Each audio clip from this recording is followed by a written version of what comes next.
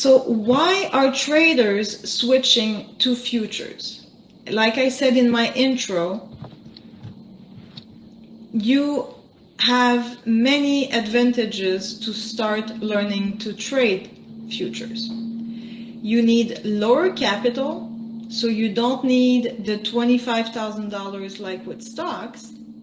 You have a 23-hour trading window in most products, not all of them, but the most traded products have a 23 hours trading window. So it's perfect if you have a day job, or you live in a different time zone, or you're a full-time mom. Okay, it's very flexible. There is no PDT rule, so you trade as much as you want without restriction. Again, the goal is not to trade as much as you want, obviously. The volatility, futures move a lot, and that's exactly what day traders want. We want to be done, one and done. It goes to target, let's go, it moves. And in the US, you have tax advantages. So futures qualify for favorable treatment. And yes, there's leverage. Like I said, it's a good thing, and it could be a very bad thing too. Okay, so use it wisely and start just having a taste of them in sim. Just start with one micro contract and see how it moves and what are the price attached to the points. So now let's look under the hood of a futures contract. Whether it's crude oil or the Australian dollar, each contract specifies a few key things. What's being traded, how much of it, where is it going when it's due. And for physical goods like oil or corn, quality matters. So the exchange makes sure everyone agrees on what counts as acceptable. The size of the contract, called the contract size, is also standardized. For example, a crude oil contract typically represents 1,000 barrels. These specs keep everything consistent and tradable across the market. Futures cover a wide range of markets. Most day traders focus on stock index futures like the ES or NQ. But also you have the option to trade oil, gold, agricultural products, even currencies, all from the same platform. So this gives you a ton of flexibility. Here you can see a side-by-side comparison of full-size, E-mini, and micro futures contract for 5 of the most actively traded products in the futures market.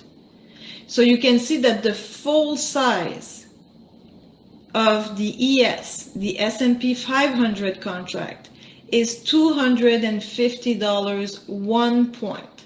This is the full size. What we usually trade as day traders is the E-mini contract for $50 a point. And also we have the amazing flexibility of having the micro version. So the micro version is usually 1/10 of the E-mini, meaning that for ES, it's going to be $5 a point instead of $50. And it's very handy when you're just starting, okay, just to understand how they move. You don't have to risk a lot of capital. And then when you get your recipe together, you've been trying and practicing, you can now, depending on the setup, work on adjusting your size. So if you want a partial, for example, if your trading style involves partialing, you can have 2 micros. and then it's going to be $10 a point, and you can decide to leave one contract at the half of your move or whatever. But also, depending on where you put your stop, it's going to help you to decide, okay, let's say that I risk $100 per trade, then with this setup, I have a tighter risk, okay, because I know exactly where I'm wrong in a trade, but this point now, this level is closer to my entry, so I can maybe have 3 micros. So they're very, very practical for that, okay, to work with your size. Because if you go with 1 mini, then you cannot partial anything, and it's directly $50 a point. And with an ES trade, I mean, you at least need usually a 5-point stop, okay? So 5 points is already $250 only for one contract. So it's very interesting to see how we can play with them with the micro version, and also to learn about their personality. It's like stock trading. I'm pretty sure, I haven't traded stocks for too long, but I'm pretty sure that NVDA does not move like Apple. So they have their own personality, and some stocks, like some futures product, need more room to breathe. So it's a good idea to size smaller, because they need to, wick and move around and retest the level and fake break the level and this and this and that. So it's a good idea to say, well, knowing that NVDA can move, can be a beast, maybe I'm going to size down and have a wider stop. Well, it's the same for NASDAQ. If you trade NQ or MNQ, you'll see that it moves, right? And it's different from ES, and it's different from Dow Jones. Also, gold is a very good candidate. It moves beautifully, but it might need more breathing room. Crude oil, I always say that crude is rude. I heard that quote one day and I just loved it.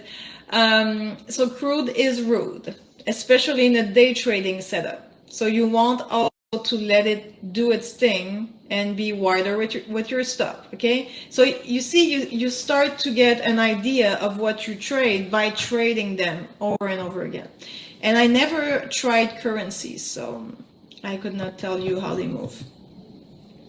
Bonjour, Market Alchemist. Thank you so much for being here and watching this video. We've come to the end of this episode, but your journey doesn't stop here. Make sure to watch the next video in the series, and don't forget to like and subscribe.